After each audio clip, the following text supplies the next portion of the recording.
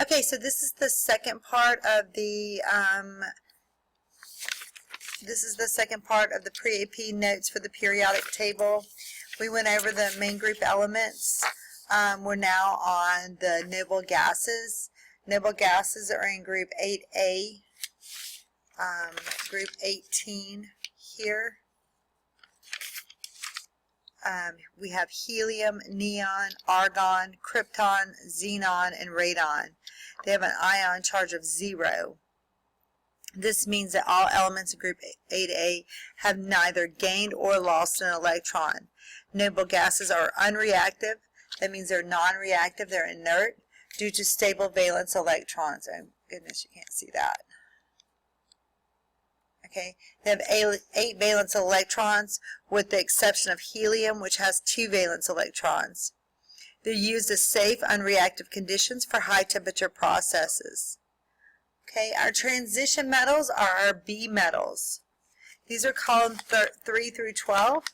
These are here, our transition metals. And they have an ion charge of +1 to +4. It varies depending on the element. For example, copper can be +1 or +2. Iron can be +1, +2, or +3, etc. They're generally hard solids. They have very high melting points. They're way less reactive than group 1A or 2A. They're used in an alloy, which means just a combination of metals. That is a vocabulary word, so let's make sure that we highlight that word, alloy, which means just a combination of metals. An alloy. They often have an increase in strength and conductivity. Oops, I missed that word, conductivity.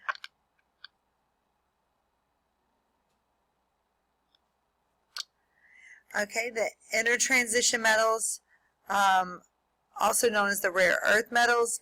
These are the ones labeled the lanthanide and actinide series that you see at the bottom of your periodic table.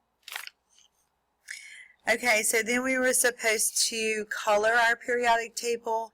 Our metals are to the left of the periodic table. When we were learning trends, we learned that the more left we go, the more metallic it is.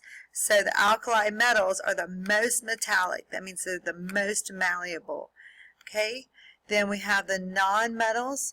The most non-metals would be the noble gases. We learned that anything that borders the zigzag line is the metalloids, with the exception of aluminum, which is the most abundant metal. We learned the Hill method, +1, +2, +3, plus or minus 4, -3, -2, -1 would be their oxidation number or their charge number based on the main group element. Then we were supposed to color our periodic table. We did this a couple of different ways. We colored our big periodic table and drew on it, and we did that here as well. So our alkali metals, our alkali earth metals, our transition metals, our intertransition metals, our boron group, our carbon group, our nitrogen group, our oxygen group, our halogens, and our noble gases. Make sure that you remember the Brinkelhoff twins or the magic 7 plus hydrogen. Let's see what else is there to remember. Valence electrons. Valence electrons are the outermost electrons of the atom that aid in bonding of the atoms. To find the valence electrons, we're going to look at the number in front of the A at the top of each group. Now this only has to do with the main group elements, because remember the the transition metals have anywhere between +1 and +4. So it tells me not the B elements, they do not follow the same rules. So iodine is in group 7A, so it's going to have 7 valence electrons. Sodium is in group 1.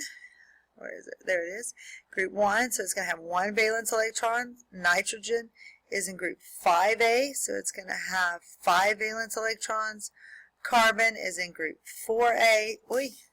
group 4A. I'm so sorry you couldn't see that. So it's going to have 4 valence electrons. Sulfur is in group 6A, or the oxygen group, so it has 6 valence electrons. Calcium is the alkali earth metal, 2A, so it has 2 valence electrons. Neon is a noble gas, so it has 8 valence electrons. Aluminum, 3.